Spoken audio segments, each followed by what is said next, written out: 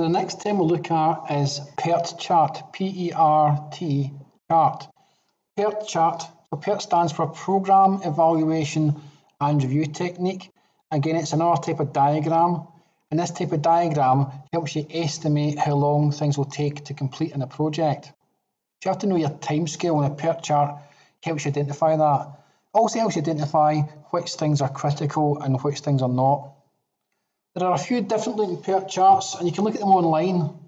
Some use different shapes like rectangles, and some use circles. Some are more detailed than others.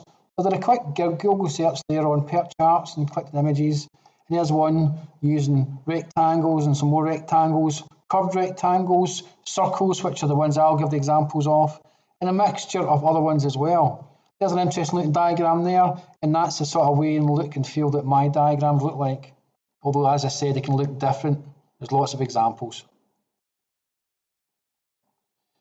Right, in the following, a circle is a node and it represents each event.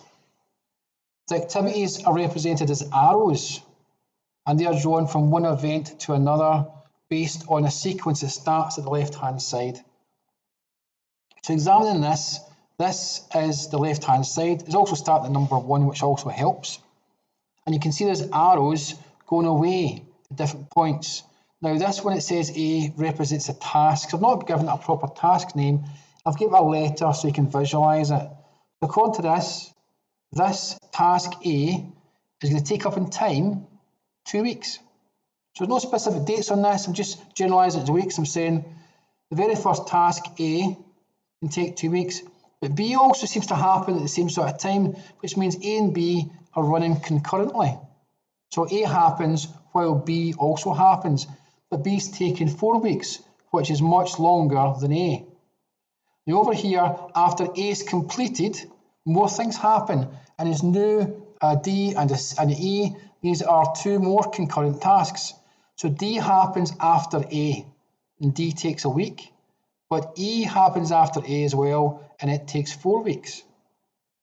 Also, when task D is completed, task F starts, and that takes 2 weeks. Notice these two here have headed to this point here. This looks like the end point or the end destination for the project. Let's go back and examine B. Once B completes, task C can then start, which takes 3 weeks, and again, they end up here all together. So it makes sense that these two concurrent ones, that leads on from B, these two lead on from A, and this F leads on from D. So there's lots of different things happening. What we have to do though is examine it and try to figure out what it all means. There's lots of letters there representing the tasks A to F. We've got our circles. We can call them milestones if you want to make it easier to understand.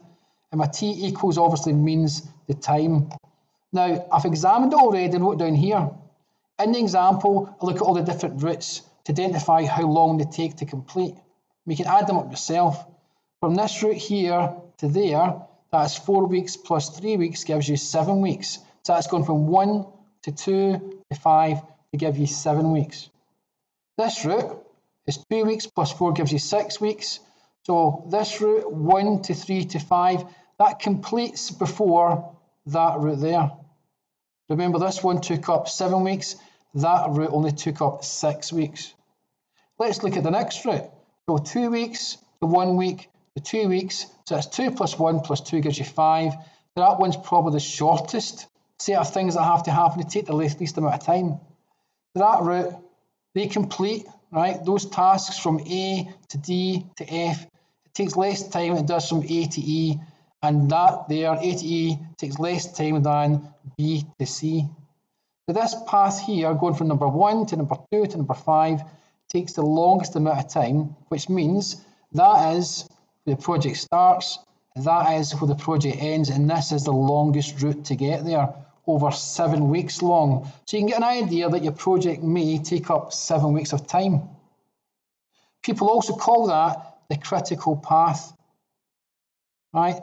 This path here is critical because if you do this here and this here within 7 weeks or on time, your project's completed at the right time. But if any one of these two tasks, B or C, take longer, you may find the project time extends. Or you could say, imagine task A takes more than 2 weeks. Imagine task A took some more weeks is say 3 weeks or 4 weeks. That imagine 4 weeks, I'd give you 8 weeks here, right? And if it was 8 weeks here, it'd be 4 plus 1 plus 2, which gives you 4, 5, 7 weeks, right? So anything changes, the critical path could easily change as well.